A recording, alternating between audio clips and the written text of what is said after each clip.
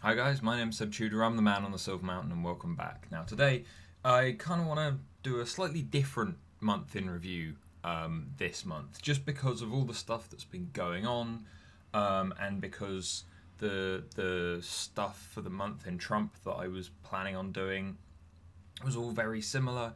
I kind of want to kind of put the two together here just to talk about some generalities that have been occurring over the last month. And then tomorrow's video, I want to kind of talk about a thing that I'm going to take away from that at the end of this one. So, we might not be talking about as many specific stories from the month, but there have been a lot of movements, attitude shifts, and things like that, or rather, kind of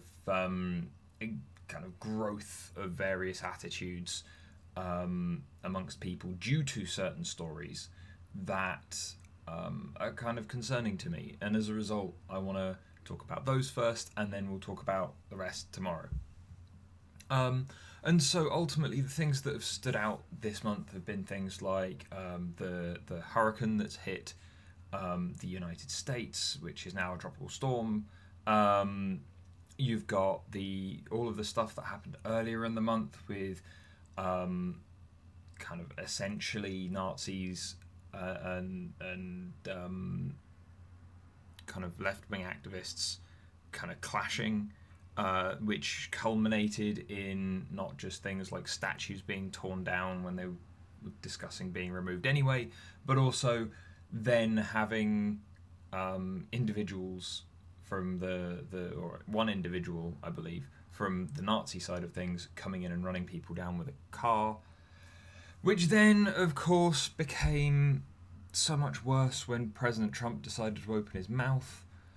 But then also we've had all the stuff around Brexit over here, where our government, after they agreed to terms of negotiation and order in which they would go through the negotiations for the divorce bill first and then look at negotiations. Now they're bitching and whining and complaining about it because it's obviously not going well for them.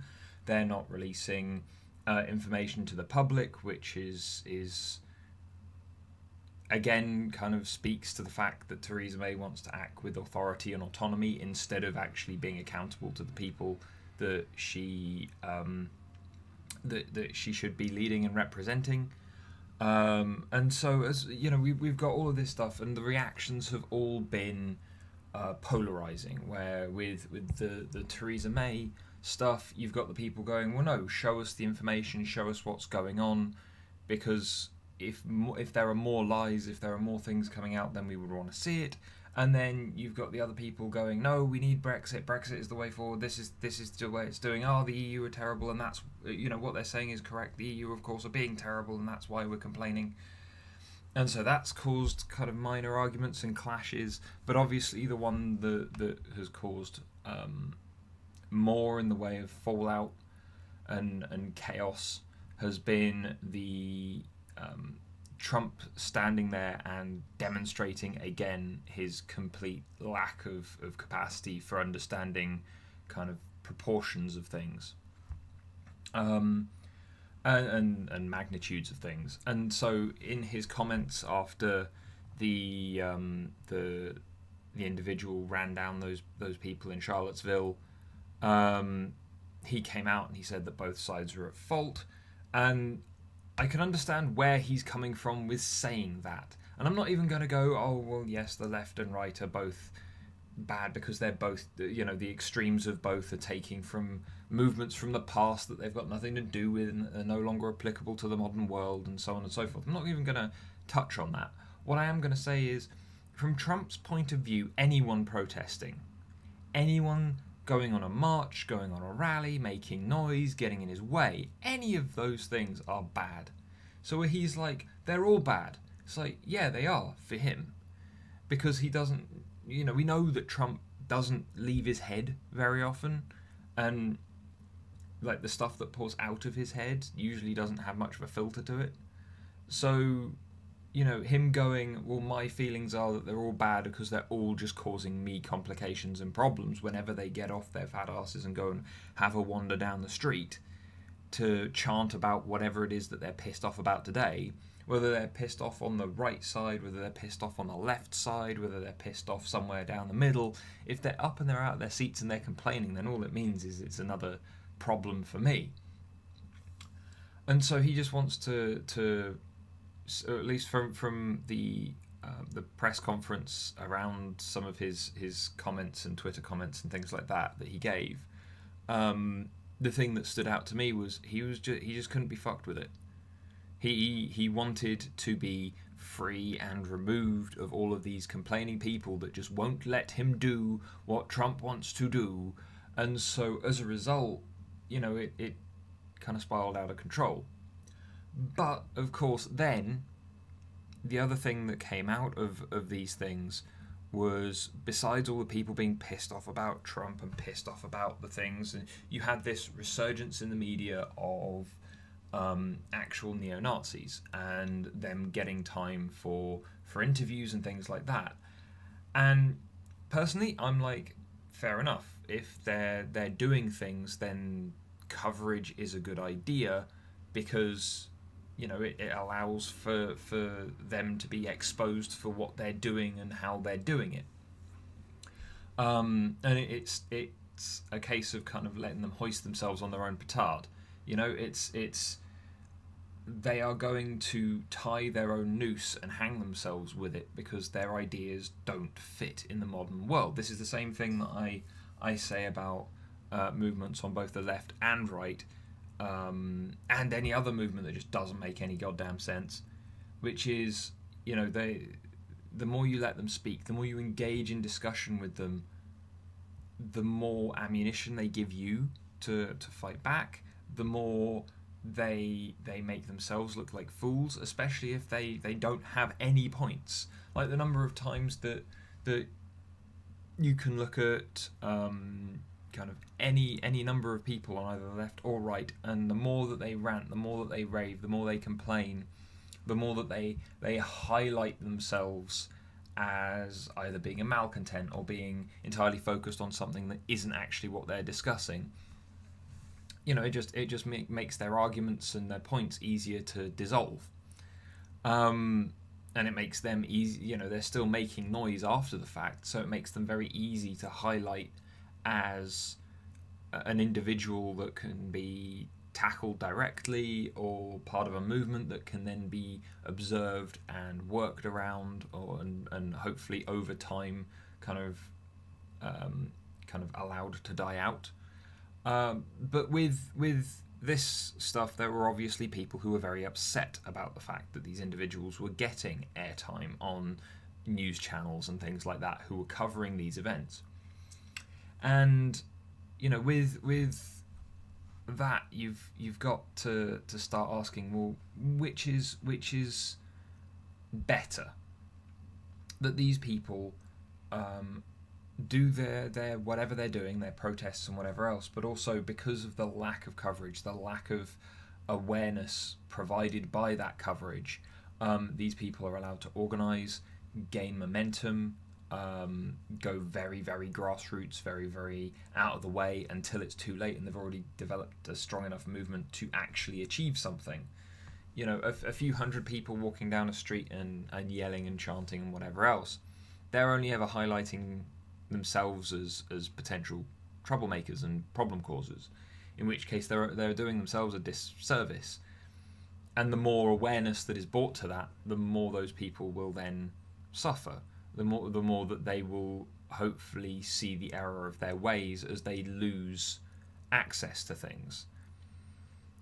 But if you let them just quietly do whatever they're doing, then eventually they may gain support and whatever else. So all those people who are saying, oh, they shouldn't be allowed, you shouldn't be giving, media influences people, it compels them to do things. No. Let people see this.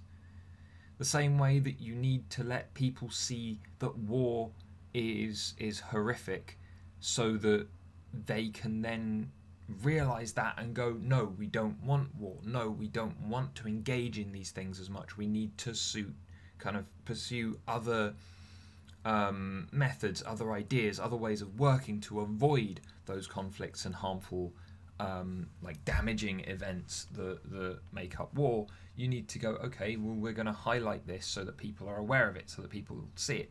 Yes, there are going to be a very small number of people that go, nope, they're on the money, I'm with them.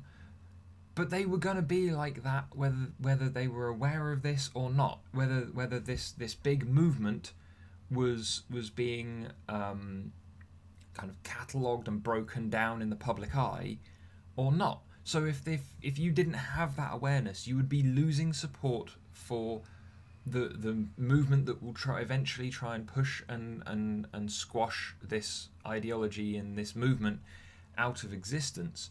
Not, the people who are already there going, yeah, I agree with that person. As soon as, if there wasn't this awareness and this group was allowed to work behind closed doors, then as soon as they found that person would jump on board with them anyway. Therefore, they're gaining support, but not gaining the same amount of kind of undermining attitudes and opinions and things like that. But the other thing that came out of it from the left side more so was the whole punch a Nazi thing. And it's like, can we get past this, please? Because the way to stop this, the way to kill these ideologies, isn't by force, isn't by violence, isn't by going and punching someone in the face. It's by educating, discussing, letting them break themselves down by telling us too much, by overexposing themselves. Yeah?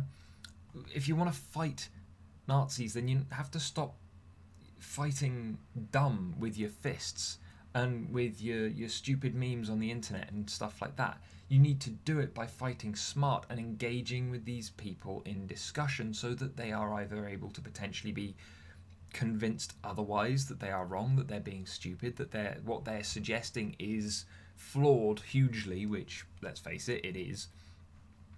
But or you allow them to demonstrate their point purely conversively, and then you go and tackle the conversive points with people outside of that sphere to highlight how bad they are. Hence, news coverage being a thing that's important. And it's like everything this month that every time I've opened a web browser and taken a look at the news, every time that I've gone and watched the news on TV or taken a look at in a newspaper or been researching for videos, there's always something that seems to be splitting people up, like literally building walls between people. Yeah, your stupid punch a Nazi meme only solidifies their entrenched position by putting up a wall or like a string of barbed wire between you and them. Yeah? There's no discussion, there's no empathy, there's no attempt to understand and then persuade. They're not looking to persuade, they're looking to do. And in the doing, in the ranting and the raving, they're highlighting all of their own weaknesses. And so breaking that down, turning it round, even if you're not persuading the individuals right in front of you, you can persuade everyone else by doing that, hence removing the next generation of power, the continued ideas from that movement. And now going back to President Trump with his remarks, were they potentially quite callous and foolish? Yes. Should we really expect anything else from Trump? He's not really demonstrated that we given us any evidence to suggest that we should, so probably not. But the thing that stands out here in my view is that, as far as Trump is concerned, is that it highlights how removed from all of this he is, how he doesn't care as long as he gets his way and he's able to do whatever. Yeah, and so as a result, to him, people dying versus people arguing and people dying versus people arguing and him losing, it in his own mind, in his very selfish, narrow view of the world, it seems to equate to the same thing. And so I'm not saying the just forget it, leave him alone, but what I am saying is this is what you should have expected all along. Trump making stupid comments is something that has been going on non-stop, but a going after him and harassing him and making more noise around him just saying stupid shit only ever wastes energy that could be better directed towards engagement, discussion, breaking down of these ideas and these toxic ideologies, kind of breaking stuff into more manageable chunks so that you can undermine more effectively. But then and that stands for both the overall ideology, for the actions taken on behalf of it, and everything else. And it stands for pretty much any ideology as well, whether you're left or right. Where if there's something on the other side you don't like, empathy, understanding, discussion, contemplation around fact. All of these things are going to work, not going up and punching people, not going and attacking people, not going and doing all of these other things that will alienate and build walls between. We've even seen this, as I said at the beginning. We had Hurricane Harvey, now Tropical Storm Harvey, coming in and sweeping across kind of parts of Texas, in particular, where it's been kind of most severe, with Houston being one of the places that had been highlighted the most. It's like you've got people who are using this to divide societies, where they're arguably setting rich versus poor, where they're setting ignorant versus informed in regards to things like climate change, even where, again, I saw Neil deGrasse Tyson coming out and going, well, look, no, seriously, we've got these weather patterns, climate change is causing them, and it's causing them by making them erratic, by making them more extreme. And then when those extremes meet, we're a kind of closed system. If you've got extreme heat in one place, that means that somewhere else is going to have to be very cold. And when those two fronts meet, then you get a really extreme reaction in the form of, in this particular instance, a huge tropical storm / hurricane that has absolutely wrecked an entire area. And yet there are still people, calling out and crying out against that kind of thing, when listening to it may in future prepare us for these kind of events more readily, as well as other stuff. But also people have had their lives ruined by this, both rich and poor. And so setting those people against each other, when quite frankly they could do more good generally by helping each other out and working with each other to make sure that their city doesn't get damaged further again, and that they recover from this more effectively, that would be a more intelligent thing. And also when you've got that preacher, I can't remember what his name was, the one who has the mega church there, who didn't open his doors because he said he wasn't asked to at the time, and whatever else. It's almost as if he expected his God, who apparently put on this storm, to have kind of scheduled it with him and the government like a few weeks in advance, so he could organise volunteers, he could organise whatever else. And it's like, again, that division where you've got him actively removing himself for his own sake, when those around him could really use his help. It's him pulling back. It's that selfish, kind of self-focused attitude. He didn't even engage with the topic until people were actually going and taking a look at his church, finding proof that it wasn't flooded, or that it wasn't hard to get to, and that it was still completely operational, that he actually addressed it. So, you've got individuals like him throwing up these barriers. You've got groups on both sides of these arguments throwing up these barriers, even if one side is being as transparent, understanding, agreeable, working with within the limits of whatever kind of discussion or arrangement has been made so far. You've got then the other side bitching, complaining, throwing up walls, putting stuff in the way, making directive attacks, making actual physical attacks. And like I was hoping after last year that this year would get better, and it and that was one of the reasons why I started doing these month in review videos, but it kind of hasn't. And one of the things that stands out to me above everything else, though, all of this shitty stuff that's been happening, all the attitudes around it, all the complaining and aggression, one of the things that stands out is that even if you are as moderate, as neutral, as removed as possible to try and address these issues sensibly.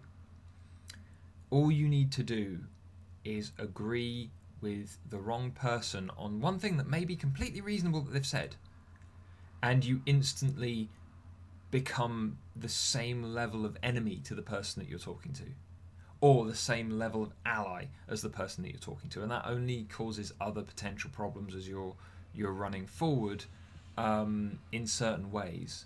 And so that's what I want to address in my video tomorrow. I want to address kind of agreement versus approval, and kind of the way that all that works, and especially how it ties into the stuff that we've been seeing this month, all of these divisions, arguments, attacks. And I want to tackle that because, again, it's one of these things where I will turn around to people, friends who I either know quite well, or that I even the ones that I don't know all that well, but who I know well enough to kind of trust their behaviour, their pattern. And I've turned around to those people in the past and gone, seriously, why are you reposting this stuff? Why are you making these claims when they're false, when they're broken down, when they're easy to break down, when I can put a stack of paperwork in front of you that amounts to so much evidence against what you're saying? And they'll either do one or two things. One, brand me the enemy, try and gain distance from me, remove themselves, whatever, go silent on me for a time, or anything like that. Or they'll flip it around the other way and they'll apologize in that moment because they've not wanted to draw attention of someone that will actually argue back, but then give it a day and they'll be continuing the same pattern, saying the same things, doing the same things. And as a result, I want to draw that distinction between, just because I'm going to agree with a fact or I'm going to agree with something that's been said, it doesn't mean that's the be-all, end-all, and it's that instant division. Because that's one thing that's missing from all of these discussions, and that's nuance. That's the appreciation of the complexities and the kind of little differences here and there, and how all of those amount to potentially some very important things within discussions that need to be acknowledged before any progress can be made. But anyway, that's what I want to address tomorrow, so we'll get into that tomorrow before I start just rambling off on this video. But otherwise, guys, let me know what you guys think about all the stuff that's been happening. These divisions between people. As said, there are people who have been committing crimes through all of these events, and they're being either held accountable or they're being hunted down, in which case that's what should happen to them. But just because they were on the same side as the rest of a group that you dislike doesn't mean that you should instantly brand all of them the same and cut them off from the same kind of empathy and intelligent thought that you would demonstrate to someone else who you're having a discussion with. Yeah, feel free to do that to the people who are committing crimes, because they're criminals. They've either committed acts of vandalism or attacked people in various ways, killed people. If you want to cut those people off from discussion and from reason beyond the rule of law, then by all means, they've brought that upon themselves. But just for having someone else march down the street when you're marching down the opposite side of the street and you're just chanting opposite things, don't stop that discussion from happening. Reach out in the middle and have the discussion first to see what you can do to highlight these things. But anyway, I'm getting off track again. Let me know what you guys think. I'd love to hear what your thoughts are on all of this, especially on the kind of calls to violence, the kind of wounded parties have been throwing out, or the calls to at least more aggression and upset.